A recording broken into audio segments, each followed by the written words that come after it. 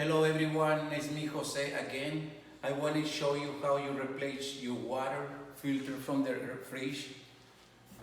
3 steps. First of all, you have to be counterclockwise the water filter, see, and then replace the new one.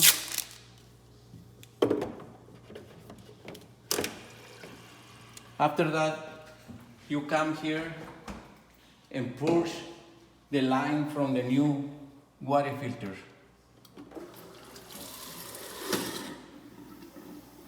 Take 1 or 2 cups of water.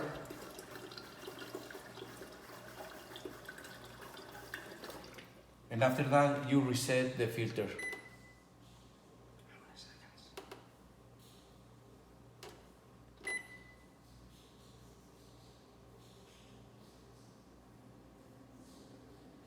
And that's it, you're ready to go.